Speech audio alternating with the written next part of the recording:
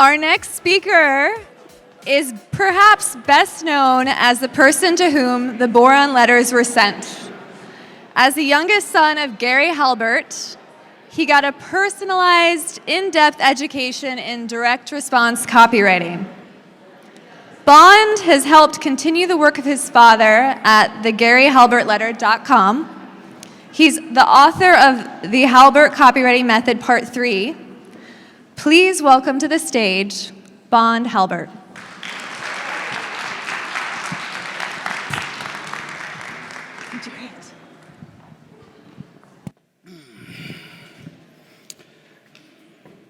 Okay. Can everybody hear me? Okay, good. Everybody in their food coma? So it's okay. Go ahead and yawn. I'm kind of, I understand how that goes. I'm going to talk to you about copywriting. The original title of my speech was actually Better Than Sam Markowitz. And before you think I'm a total jerk, wait till you hear the end of my speech and why I say that. And make sure that you understand Sam and I are very close friends. And I think you can, from his speech, you can tell why. Okay, today I have some goals. And my first goal is to inspire you. And by inspire you, I want to inspire you to not become just professional copywriters, but to become the kind of copywriters that charge $50,000 a job. Okay, nobody has seen more copywriters come and reach that A level than I have. And I'm 100% sure that everybody in this room who approaches the job correctly and views it and goes through the process can do that. I'm trying to prove to you that it's about the process more than it is about talent, connections, or luck, okay? And so the best way for me to do that is to show you how to be a better copywriter. Now, how many of you are kind of new to copywriting? Okay, that's really good. How many of you feel like you're an experienced copywriter? Okay, that's good too. Hopefully I'm going to be able to help some of you out. But what I'm going to do is take you through and give you some basic and some advanced tips at different steps in the copywriting process.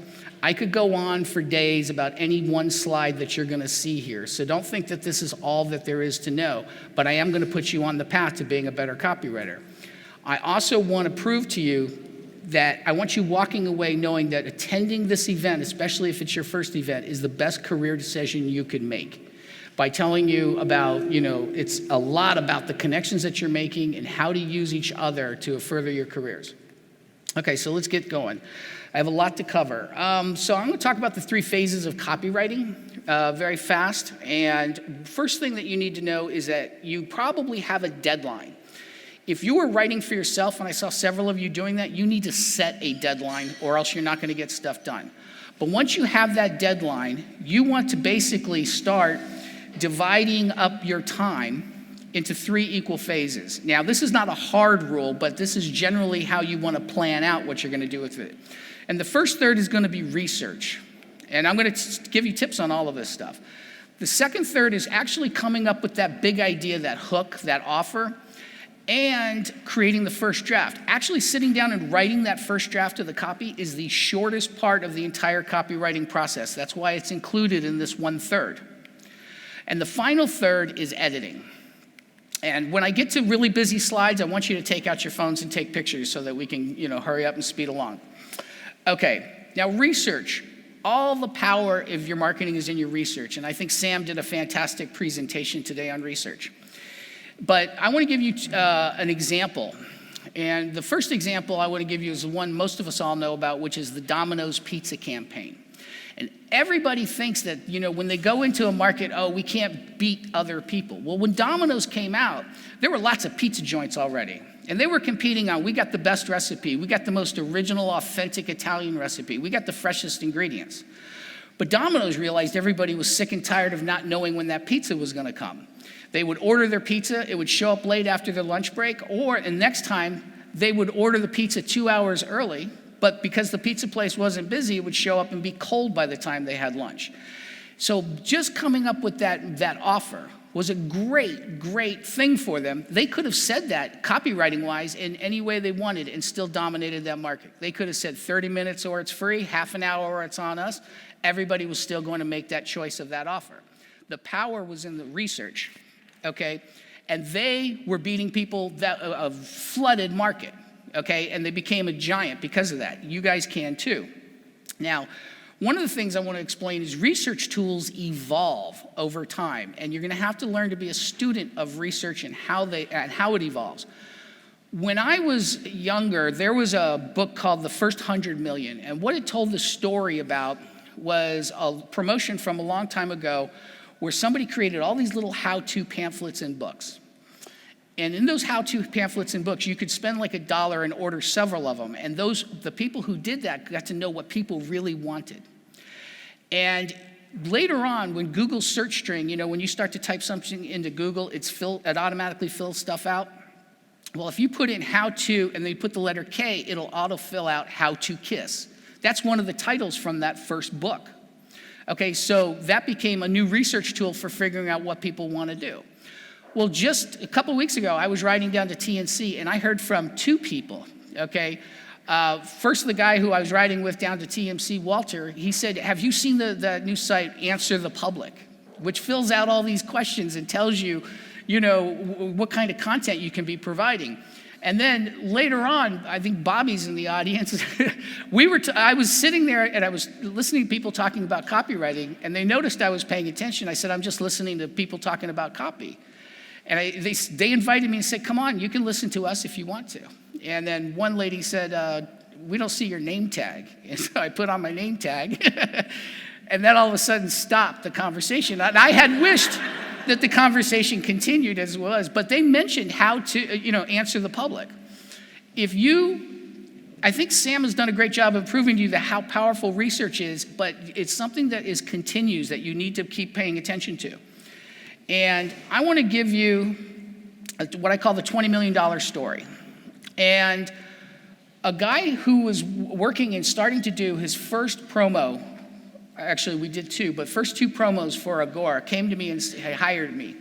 And he said, listen, I need a big idea for selling financial markets, and I need to know about the people who are buying stock trading systems and Forex trading systems. And I had been in the trenches with these people. I had been trading. I had been walking the walk and doing all the things that you're required to do with research. And I said, you know what they all want? They all believe that there's this secret cabal of rich guys that are controlling every aspect of the market. And if they can just tap into the code that these insiders are using to tell each other which stocks are going to go up, they can tap into it and use it like an ATM machine.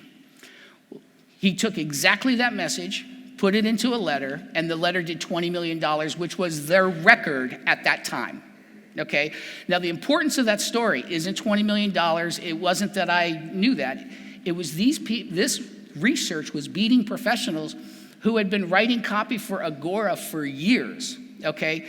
Because even the people who you think are the top copywriters, they will get lazy and they will think that they know their prospect and they will stop doing the research. And this is an opportunity for you to take their thrones, okay? And that's one of the themes I'm going to go with here. Now,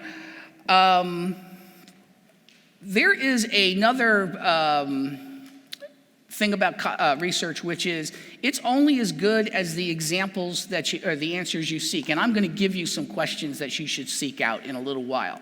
I'm not giving you all the questions. I'm just giving you a few good ones. But study research. And see this article that's up there? Look that up on Lifehack. It teaches you how to find answers because Google is where you're finding a lot of answers. And sometimes I'm looking for an answer that's the old answer, or I'm looking for an answer that's from a specific site, or I'm looking for an answer that excludes the most common answers. And so if you learn how to do those Google research techniques, you can get more data that way. Okay, let me give you the next thing. This is a basic tip, and I think most of you actually know this, which is you get honest reviews of how happy and angry customers talk when you look at long negative reviews, okay? And you go to Yelp for services and Amazon for products, okay? And that's a basic technique. And I want to give you some more. Okay, oh, sorry, this was out of line to get the other ones. So, advanced techniques. When you start off to do everything Sammy talks about, you should take a piece of paper and write down emotional words and phrases. You're going to hear people talking about it. You're going to use that in your copy. If you're talking about tax lien, debt relief, you're going to hear about sleepless nights. You're going to hear about anxiety. You're going to hear about all kinds of descriptions about feeling insignificant, small. These are things that you're going to use in your copy to prove that you understand where they are, okay? Also, the other things I'm looking for is buzzwords and technical jargon. I have a separate sheet that's just looking for that. The key here is you want to spell out any buzzwords or technical jargon immediately in plain, clear English, because you're teaching your prospects about stuff. And if you do that, the layman will go to somebody who knows a little bit more and say, does this person know what they're talking about? They'll see your explanation and say yes. If they don't, they'll say, listen, I want to learn from him or her because they don't lose me. They immediately tell me everything. It's simple, it's clear, I understand it. Great copywriting is more clear than it is clever, okay? The other thing is facts and figures. I want to impress upon you how important the facts and figures that you come across are, because facts and figures make things real. If I say we did this launch and we made 6 figures, that sounds pretty good. If I say this made $117,000, that sounds more real. If I say this made $117,328.42, it is very real, okay? You can feel the power in that. So be very specific in writing these things down when you do your research. But most important, walk the walk. And I mean go through your process as though you were your customers. If you're going to publish a book on Amazon, know what it's like to be searching for the answers to your solutions by trying to find a book on Amazon. It will open up the doors to new places to advertise. I was able to use this and start getting Amazon to sell stuff for me. It's walking the walk of your customers. It's so important. Sam talked about going in and walking, going and buying your competition's thing. Start as though you just have the problem and you're searching for the answer, and be hyper aware all the way through. Okay, now comes the big idea. This is where we're going to diverge a little bit more from what everybody's been talking about. The big idea really comes about all being open during your research. Okay, I have a phrase that serves me well, and I say, I'm not arrogant. I'm just positive everybody else is as screwed up as I am. They are as insecure as I am, petty as I am, jealous as I am, lazy as I am, and want to do good like I do, and things like that. And a lot of people will think, I'm a copywriter and I'm a marketer. I think different from everybody else. Legendary copywriters say, no, if that got my attention, it'll get somebody else's. This is the offer that I want them to make to me that would make me buy, okay? It's about that. It's process. This isn't genius. It's not clever. It's process, okay? So just being hyper aware of how you feel as you go through the research will help you discern this is what is going to spark people's attention, because it sparked my attention, okay? Now, legends are, like I said, legends are not sure that they think differently. They're pretty much sure that everybody is as messed up as they are. And so remember that $20 million story. Well, that's because I was walking in their shoes. Okay, now I want to teach you about using a swipe file, what I believe to be the correct way. A lot of copywriters, they get a client that sells furniture, and they immediately go to everybody else and say, give me your best give me some winning furniture ads. And that's not a bad thing to do. But if you start modeling or cobbling together little pieces of other furniture ads, and all promotions run their course, and you don't realize that there's a reason this isn't running anymore, okay? And so if you're taking 5 different elements from old tired ads and you put them together to make your own, you're making what looks like an old tired ad, okay? There's a better way to do it. My dad originally, I think he coined the phrase. I can't find any examples before he wrote the Boron letters of somebody using the word swipe file with copywriter, but that doesn't make a difference. He definitely popularized the phrase. And what he meant was you go to Cosmopolitan or the National Enquirer and you find the ads that are running over and over again so you know they're working, and then you swipe it out of it. He never meant take the copy that a lot of new copywriters are doing. But here's how I think you should do it. You take that copy, your swipe file, and you separate out. You can make copies. Take the headlines, put them in one file. You put the bullets, you put them in one file. You put the stories in one file. You put the openings in one file. You put the bullets, the closing arguments, the risk reversals, the coupons, the order instructions. And when you're writing your copy, and you go to look at it, when you're stuck on something, that will give you inspiration. And if it comes from different fields, it'll sound fresher. Okay, so if I say, I promise I'll beat anybody's control or my copy's free. That's off the pizza campaign ad, right? But it sounds more fresh than a lot of offers other people are making in the copywriting world, okay? So divide up that swipe file. Okay, next one. Hire another expert in that field, okay? Very, very few copywriters will do this. Top copywriters and legendary copywriters will do it. You're paid $15,000 an ad. Do you think it was worth it for that guy to come hire me for a big idea? Okay, because I hit the nail on the head for him. But what a lot of people do is they write the copy first, and then they say, hey, and this is a great learning thing. It is great to learn how to adjust your copy where it lacks or where it can be polished or where it can be better by having other copywriters go through it and tell you, this is where you've lost people, this is where it's good, this is where it's rough and stuff like that. But if you really want to do something better, hire them before you actually write the copy, okay? And experts in their field will, ask them, what is it that makes everybody want to buy? What's the key emotion that everybody's going? You don't know what the answers are. You are in an exploratory phase, okay? But they can help give you that big idea. Now, this is the one that I think makes coming to a place like this fantastic. Groupthink. No matter how talented you think I am, I'm not.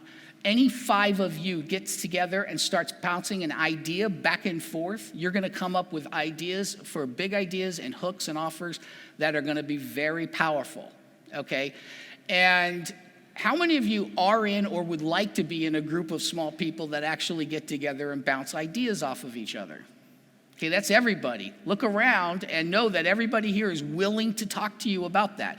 That's why connecting is so good at events like this. I hear people, we all talk about clients. The biggest players and all the professional players I know get more jobs from other copywriters than any other source because they specialize. Somebody comes to me and says, hey, Bond, I need a copywriter. First question I ask is, what are you selling? And then I send them to the copywriter that I know specializes in that, okay? And so connecting up with one another is one of the best things that you can possibly do for your career. Okay, the next thing is what Sammy alluded to, but he didn't put the name on it that I'm going to put on it, which is get into a flow state. After you have done everything to do all the research, a flow state is where your mind is busy thinking of something, but it's not too busy where it can't drift. So when you're walking, you can't trip over yourself. You got to pay attention to where you're going. When you're driving, when you're in the shower. This is why you hear everybody coming up with big ideas then. Find whatever your flow state is. Mine is walking, okay? So as soon as I'm done, I take a walk. Sammy mentioned walking and showering because he doesn't drive. So, but driving is one of those things where you come up with ideas, and that's where the idea will germinate. But now comes the time of the first draft, and this is where I think I'm going to help a lot of you. You know what you want to say. You know the offer you want to make. You're staring at a blank screen, and you're like, now what do I do? Okay, imagine somebody you know who's the closest to your prospect. So if it's a retired lady, I'll imagine my mother. If it's somebody more athletic, I'll imagine my brother or something, and I'll name that person, and I'll say, Dear Mom, I'm working on a really interesting project right now that I think you might find interesting. Here's what it's all about, and you just keep writing. You just keep writing. You just keep writing. Okay, at one point, you're going to make some great statement, and it could be 2 sentences in, it could be 4 paragraphs in, it could be 5, 10 pages. But you're going to come up to that statement, and you're going to go, wow, that's actually the statement I should have started with. And you keep writing, and you keep writing, and you keep writing, and then you take everything above that statement, and you move it aside. You can still put those arguments and those statements back into your copy. But this is how you start copywriting, and you do not worry that it's ugly. One of the very best copywriters the world has ever seen writes incredibly ugly first drafts. It's the polishing that's going to where all the professionalism is, okay? Your power's in your research. The talent is not actually talent. It's being hyper aware of what's really good information during the research part. That gives you the big idea. All the professionalism is going to come from the editing process. Research is like grabbing all the dirt in a mining operation, okay? And then brushing around and finding, okay, there's a big lump, brushing off the dirt, and you say, there's my big idea. That's that rough draft, that ugly diamond. And if anybody's seen a raw diamond, they're not attractive at all. But you're gonna polish it. You're gonna chip off pieces. You're gonna make rough spots, or clear off the rough spots. And you're gonna find the places that are clear until that diamond shines like a flashlight. Okay, now, as a first draft, you wanna write 3 headlines. You want to write 3 openings that match that headline, that go right into your body copy. And if you can, you want to write 3 offers. Sometimes you have to convince your clients that these are the 3 offers you want to test. Professional copywriters say, I got the best headline. Legendary copywriters say, here are the 3 headlines we're going to test. It's a process. It is not, they will not talk about it like they had this one spark of genius and it's the only genius they're going to have. And I'm going to show you how to write these headlines, by the way, in just a moment. But the point is, it's a process. So you write those 3 headlines, you write those 3 openings, you try and make 3 different offers, and something's going to work eventually, okay? Am I going backwards or forward here?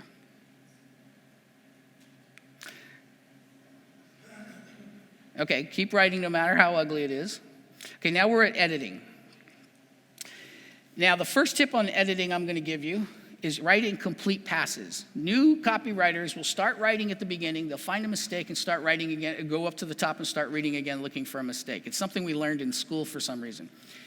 And the problem with that is by the time you get to the bottom, the top's been looked at 20 times, the bottoms have been looked at once, okay? The bottom is where you're asking for money, right? It's where you're asking for the call to action.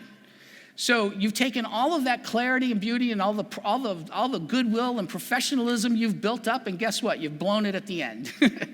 So edit in complete passes.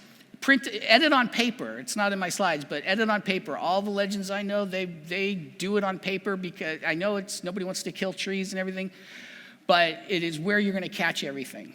And I could go on for days on each of these topics and each of these slides. I'm just trying to give you tips that will make you a little bit better than the average professional copywriter. Read your copy out loud. You will never find the spots where it doesn't flow that you will when you read it out loud. It sounds, it's like making you feel stupid when you do it. I don't care. Tell them it's an old Gary Halbert trick, if somebody's near you, or go do it alone. But once you do this a couple times, go look at old copy you've written that you didn't read out loud, and you're like, oh, wow, that really didn't flow there, and you'll find these spots by reading that copy out loud. This trick was actually, even after I wrote my book on editing, I found out, but it's a great one.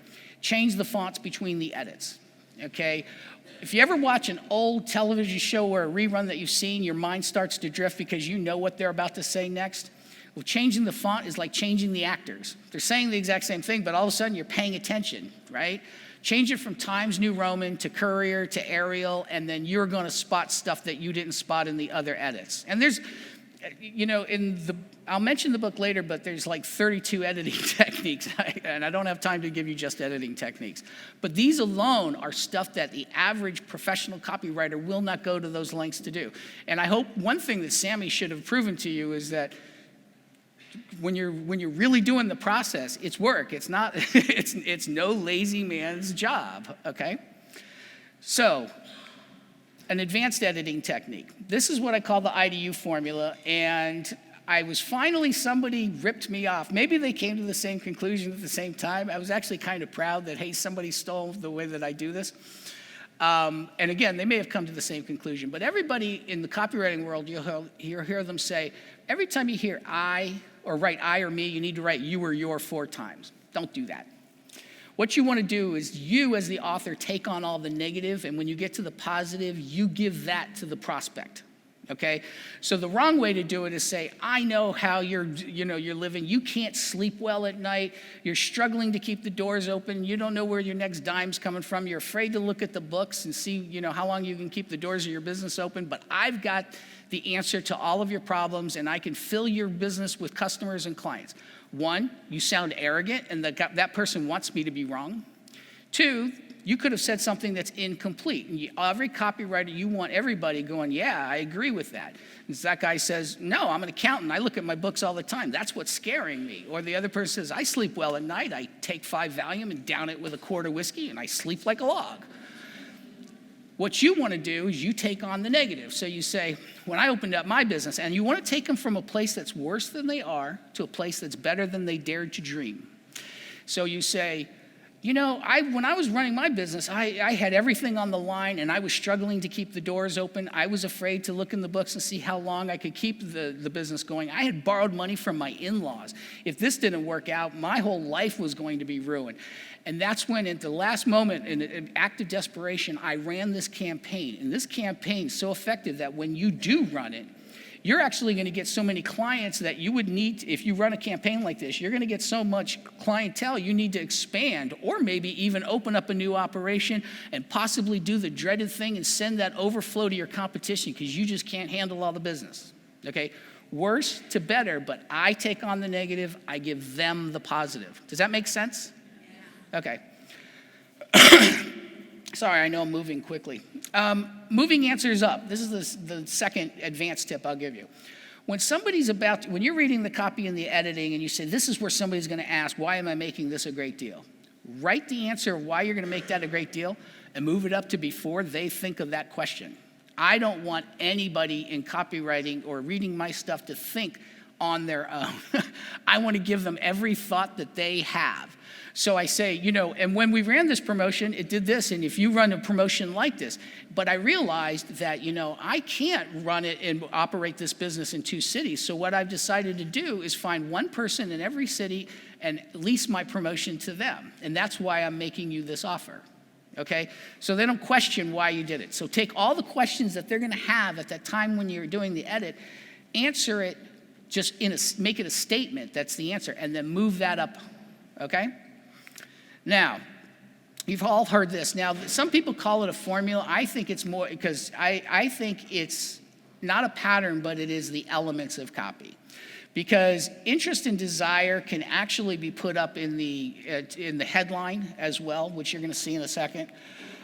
And it all ends in action. So all marketing starts with attention, ends with action, but interest and desire you can go back and forth with it, and you can move it into different areas, okay? But it's attention, interest, desire, and action. And I'm going to show you some tips on making each of these better than most professional copywriters do. Okay, here's a basic headline, okay? A basic headline is somebody with authority is doing something newsy, giving prospect benefit.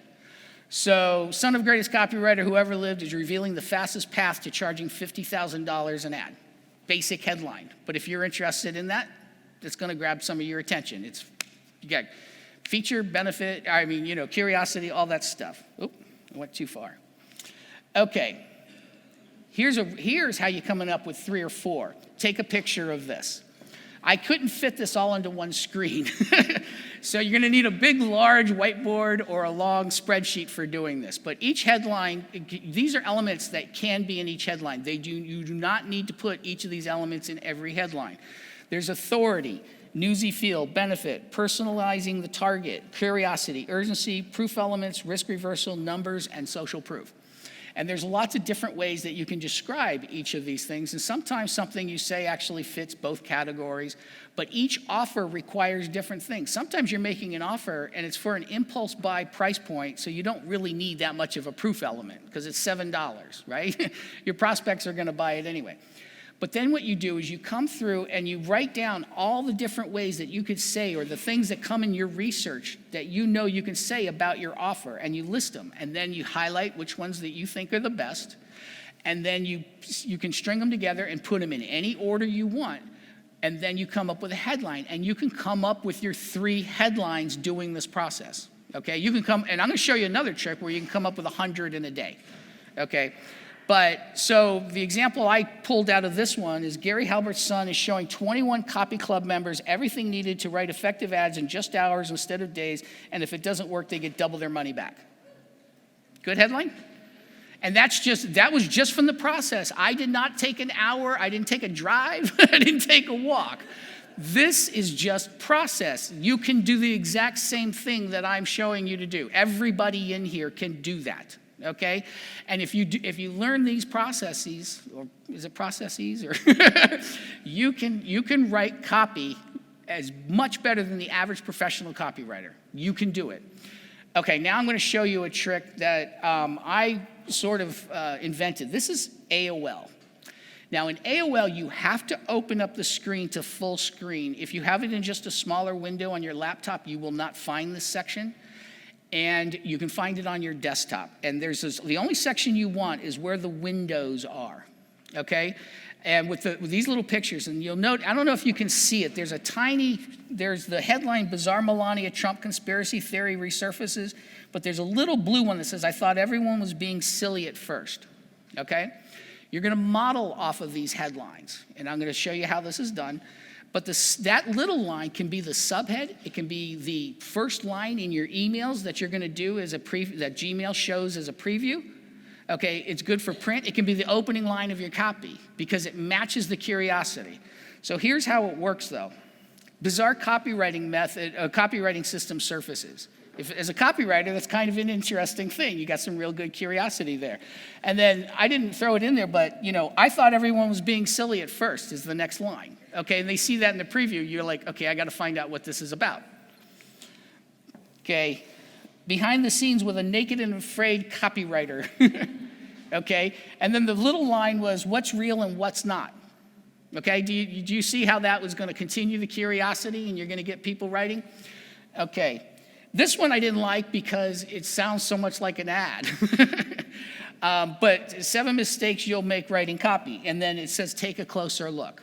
Okay, now the reason I kept these 3 is they're 3 right in a row. If you'll notice, there's 71 of these, right? There's 71 going to come in the afternoon and 71 more in the evening. That's 240 of these that you're going to be able to model. Can you come up with 3 headlines now? Hopefully.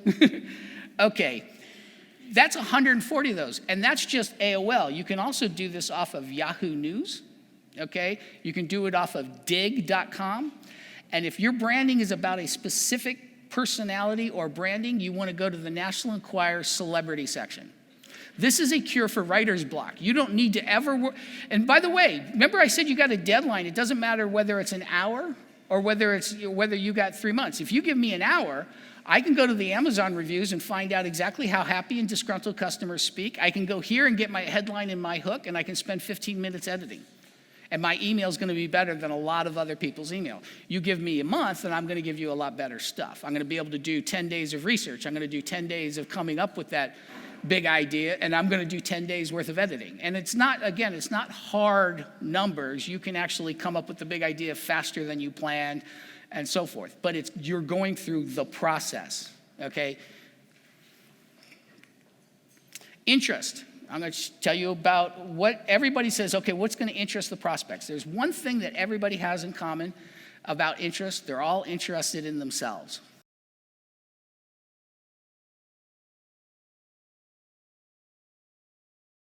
How they became interested in finding a solution that you offer in your offers, okay?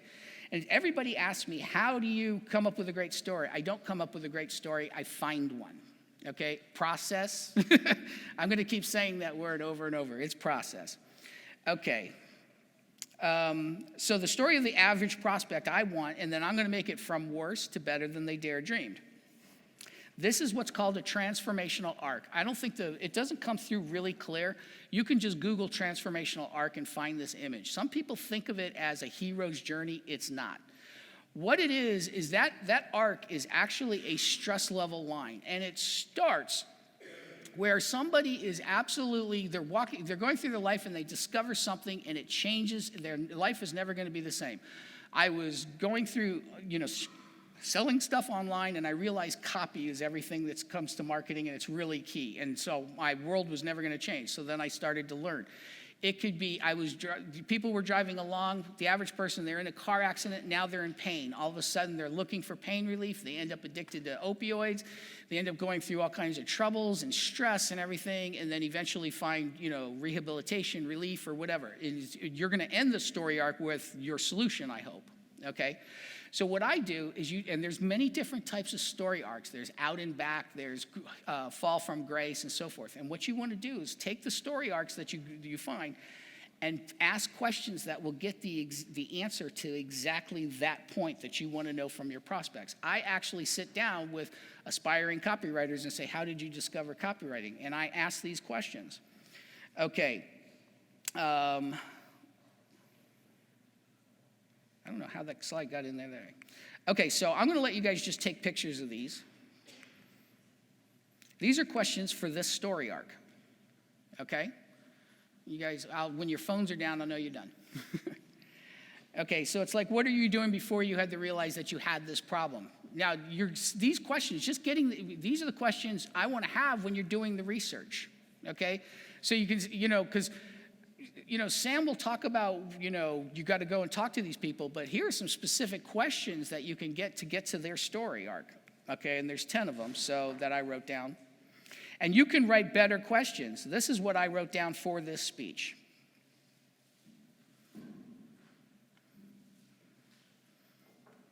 It's so quiet in here. Bueller. You guys can't hear me, right? The first one? Oh, this one? Oh, sorry. Yeah, go ahead. The transformational arc. Actually, now, you remember Sam was talking about you take it from everywhere? I have a friend of mine who's a screenwriter. I was in his office. I saw this tacked up on his board behind him. And I was like, hey, wait a minute. That would be really good to use in marketing and copywriting. Copywriters, people think that they think I don't work because they see my Instagram and I'm always at the beach. They don't realize I'm working all the time. You have a conversation with me, it may end up being in copy. Okay, so let me get down. I think we did just the first 8, right?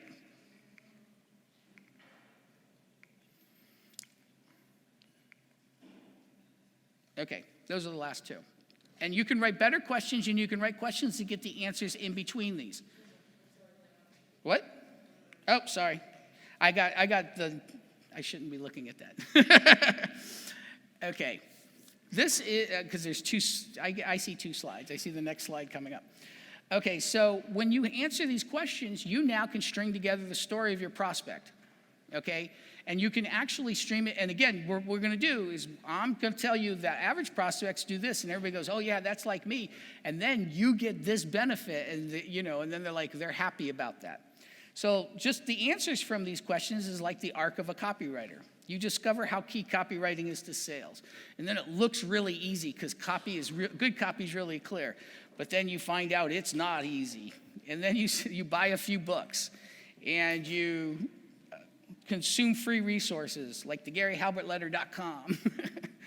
Okay, and then you struggle to get clients. You get a client, but you play it safe by cobbling together these ads that other people have written. You get tired of doing that, and you finally make a huge breakthrough, okay? And I took it out of there, but sometimes you realize the client rips you off because they're like, that was so clear, I could have written that. And the truth is, a lot of people, some people like me, start to think, oh, clients suck.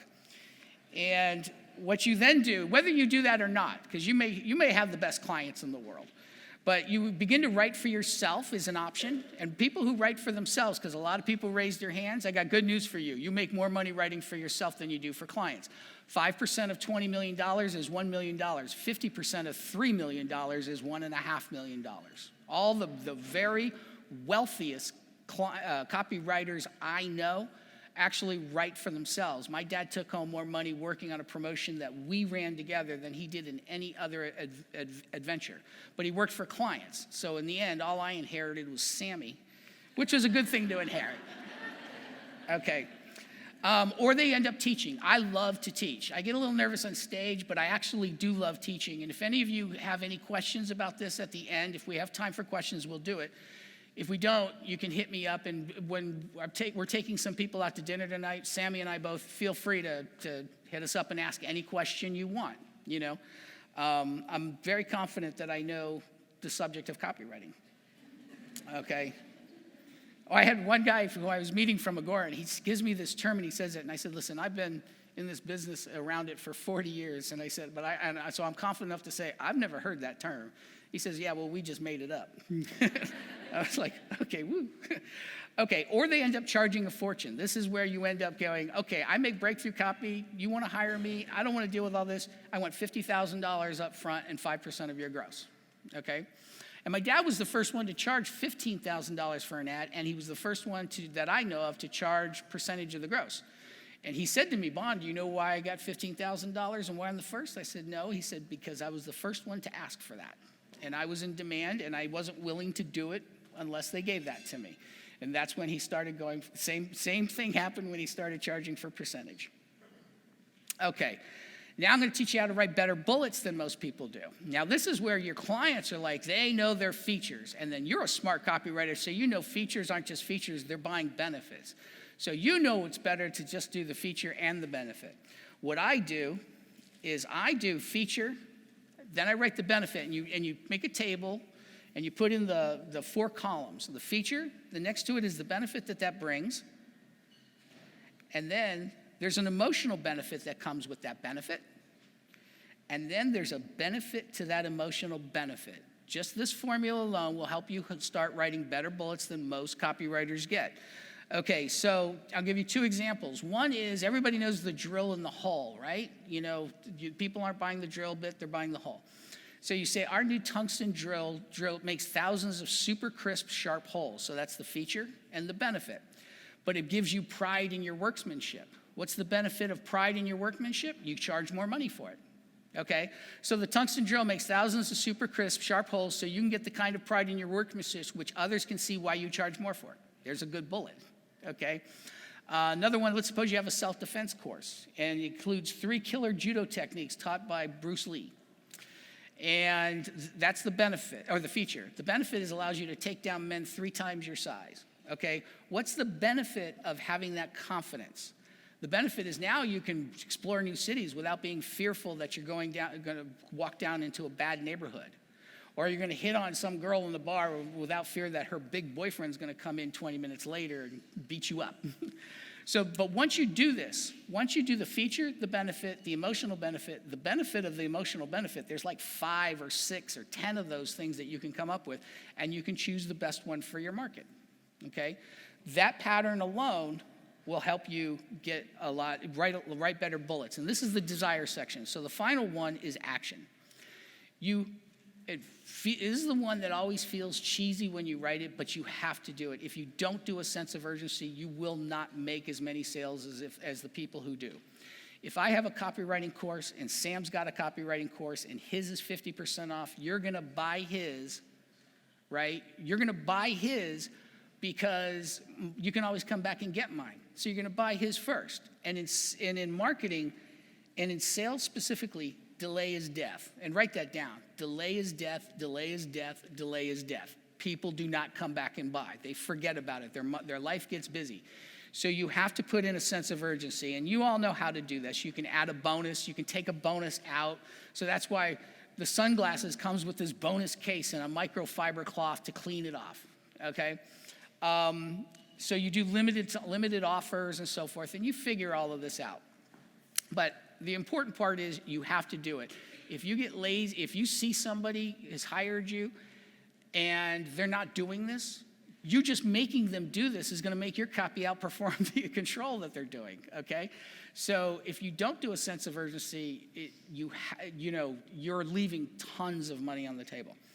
Okay, but in this part, I want to give you two more pieces of advice. One is, throw in there about how their life is getting better with your product and compare it to before and after. If you're selling debt relief, put in a calculator that says, hit these buttons, put in your numbers, and there's a 3, a 6, and a 1 year. And you'll see how much you're going to lose if you don't do this. You're going to see how much you save if you do.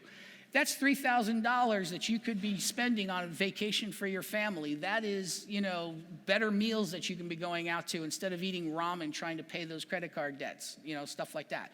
Put the onus on having a better life and what it's worth to them to have a better life now. Okay, so if I was doing and I'm not selling any kind of copywriting thing, but I would say, how much is it worth to you to be an A-list copywriter in 6 months as opposed to 4 years? Okay, and then you're thinking, okay, yeah, you better get on the ball. Okay, but it's even more And that just amplifies it when I say I've only taken room for 5 people. Okay. Now I'm going to give you what is the best selling argument I've ever heard in my life. What if I'm wrong? What if I'm right? So, what if I'm wrong? And you know what? I can't teach you. I don't teach you to be the best copywriter in the world within 6 months. And I really don't like my family very much. The kids are starting to annoy me. My house is under the mortgage, and I'm going to take all your money. I'm going to Costa Rica, and I'm going to blow it on drugs and scuba diving trips. You're going to go back to your credit card company, show them my copy, and get every dime of your money back. But what if I'm right? What if I can make you an A-list copywriter in under 6 months, and pretty soon you get to look people in the eye and say, I charge $50,000. Okay, this what if I'm wrong, what if I'm right argument is extremely powerful positioning when you want to make that final sale and push them to a close, okay? If it's an impulse buy, you just do it real quick. What if I'm wrong? It's like, what have you got to lose, right? But if it's something that's big, people talk about long versus short copy. That's really an issue for how much do people struggle to make that buying decision. That's what's really, that's the core between whether you really need long or short. If I'm buying a house, if it's the first one, I want binders full of information. If I am a developer that produces 100 houses a quarter, all I need is to know lot size, the comps, and do you have asbestos in your roof? Okay, so what if the more effort, the more it's harder to make the buying decision on the prospect, the more time you put into that argument. What if I'm wrong? What if I'm right? Okay, now I've got really good news for you guys. Copywriters are lazy. The reason we became copywriters is we don't want to knock on 1,000 doors. We want to send 1,000 emails. And legendary copywriters get tired, frustrated. They put in all this effort. They make a big win. And a lot of them go right back to being lazy. Oh, I know my prospect. That's good news for everybody who's willing to do the process. Everybody who's willing to put in the energy, the time, and the effort can take these thrones. You can take it with research. You can take it. Everything I've shown you is just the starting point. But I'm hoping the tactics that I showed you make you go, yeah, that's a better way than most of the things I've seen. And some of them I know are new because I developed them. Okay, and I'm sharing them with you because I want you guys to know you can do this, okay? And you can become A-list copywriters, and there are going to be people who do the slip-ups, okay? My dad can't afford to do that much research on 30 projects a month, right? So he would actually go and look at talk to an expert and say, hey, what do the people really buy here, and what's the reason they do it? And, start to tinker around and go for shortcuts and stuff like that. But if you focus down and you niche, and you do want a niche, okay? Because if somebody says, I own a restaurant, and I'm looking for a copywriter, and they get 3 leads on copywriters. One says, I do everything. I do emails, I do space ads, I do Google ads, I do everything, and I do in every branch. I do corporations, I do small businesses. The next person says, I only drive traffic into local businesses. And the third person says, all I do is drive people into restaurants. That's it. It's the only focus that I have. That's the one that the client's going to go after, right? But more importantly than that, back to what I said before, somebody's going to come to me and say, Bon, I need a copywriter, and I'm going to say, what do you sell? And I'm going to send them to the people who do that niche, okay? You don't have to specialize in just one niche. You can specialize in a few of them, but have your marketing set up to give, I specialize in restaurants to the restaurateurs, okay? That's going to give you an advantage in getting to that level. And I often think that, there could never really be another Gary Halbert in that way, because when he came along and did a dollar bill letter, he could use that and sell it to almost any, with enough profit per unit, he could sell it to and improve anybody's control just using that technique. But now there are people who do specialize, and they really do know their markets, and they're very good. But they always leave these cracks. They always these openings to come in and do a better control. The control that I helped that one guy come up with, it's long gone now. I mean, as far as a record, they're going way past that. They got bigger lists and stuff like that. But copywriters are lazy. And I love people who don't do research. I love people who don't handwrite ads to figure out the rhythm of advertising. Not all people who handwrite out ads are going to become winners, and there are lots of people who are great, successful copywriters who don't do these things.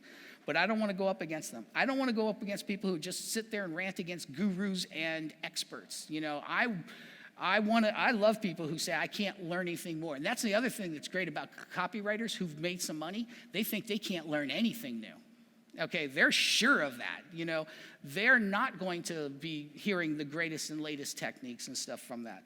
I hate people, love people who think they're super clever. I hate the people who love research, who handwrite out ads, who follow all the experts and work harder because they don't think they are clever. Those are the ones I do not want to go up against. So you want to, and I'll let you take a picture of this one when it's done, study how to teach. You're teaching your clients. This is why you need to make this offer. You're teaching in your copy, you're teaching the prospects why this is the solution that's for you. Study how to teach, okay? Study how to do research. Like I said, it changes all the time, and I love it when I get a new tip like, you know, answer the public. Study how to write stories and arcs. Grab the other story arcs and write out lists of questions that you can get to find those little pieces in the story arcs that are important. Learn how to grab attention in real life. Learn how to start a conversation in real life. Anything you do conversationally or in real life can be translated into your marketing, okay? A friend of mine and I were talking, and I said, you know, if it wasn't for the Boron letters, I would have no proof that my dad was teaching me copywriting and direct marketing at the age of 10. I said, thank God he went to prison. And he started laughing. I'm like, that'd be a good subject line. So I wrote the subject line. And all the other copywriters were like, man, that's a good subject line. I had to check it out. Good conversations makes good copy. Learn how to do it in person. You draw it from everywhere. Learn how to make closing arguments, persuasive arguments, not just the ones that you see in a copywriting course. Learn them from everywhere and anywhere. Okay, and so here I'm going to give you a couple books to read. These are the ones that I recommend. Now, the Boron letters, we have them free online, so you don't have to get the one on Amazon. The one on Amazon has my updated lessons about how this translates to modern marketing, but you can just read the actual original letters with just that online for free if you wanted to. The GaryHalbertLetter.com. I, of course, recommend. I recommend the Halbert Copywriting Method Part 3 because it is the single best book on editing sales copy ever written. Do you know why? It's the only book on editing sales copy that was ever written. When I found out I was the only one who ever wrote that, I was stunned. And then I rushed to get it out even faster before somebody else came along and did it. Seemed like it dropped it for a second. Wired for Story. I have no horse in these other ones, these other races, but Wired for Story is great for finding out how to amplify your story. So you've got the basic answers, but it's telling you what key points to put in to make it real and to amp up the pain and make the story greater. Another one is Stephen King on writing. And finally, Scientific Advertising. Now, what's great about these books, and the reason I recommend them, because I do recommend others, is that they are books with so much value and information, you want to read them once a year. Every time I go back and read the Boron letters, I go back and read Scientific Advertising.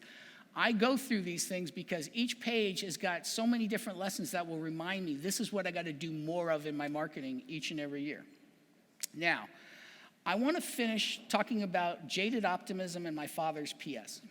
Jaded optimism is what great copywriters have. They say, the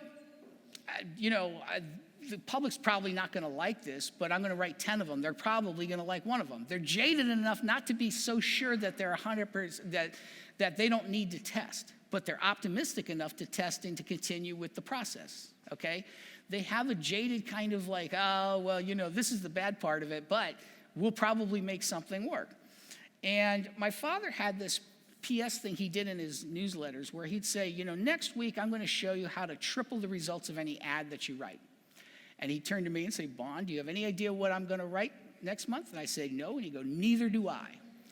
What he was doing was throwing down the gauntlet for himself to be better. He said, but by putting that in there, I put the pressure on myself to do a better job. That's why I titled my speech, Better Than Sam Markowitz. I do not think I'm better than Sam Markowitz. He is one of my favorite people on the planet. I hate the fact that he's so wise at such a young age. But I told him that before he did his speech. Because I know that throwing the gauntlet down is going to make me try and do a better job and give you more value in my speech, and hopefully help him, inspire him to put in more value into his speech.